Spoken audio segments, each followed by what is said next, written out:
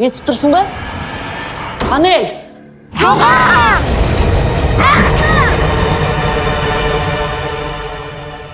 Түн ортасында кенеттен асүй жақтан шыққан бір түрлі дыбыстан оянып кеттім. Тұла бойымды белгісіз бір қорқыныш белеп, баспалдақпен ақырын басып түстім. Қарасам, Анель отыр. Бірақ жай ғана отырған жоқ, қолындағы шикі бауыр етін жұлып жеп отыр. Жұлқылап, есін жиғызбақ болғанында ол маған мөлдіреп, өзінің не істеп қойғанын түсінбеген күйде қалды. Келесі күні Анельдің бөлмесінен тағы да сол түсініксіз, жан түршігерлік дыбыстар естілді. Есікті қиялап ішіне үңілдім. Бөлменің іші астан кестең, алқақ ортасында қызым адам сенгісіз кейіпте бүктеліп маған қарап тұр екен. Айғайлап жібергенім сол еді, ұйқымнан оянып кеттім. Ақырында осы бір тылсым құбылыстардың жауабын іздеп жүріп, үйден бір ескі бейнет аспаны тауып алдым. Оны қосып қарасам, Анельдің сәби болған кезі. Қасында әжесі қызымның құлағына түсініксіз, қорқынышты бірдеңелерді күбірлеп оқып жатыр. Бұл не, дуа ма?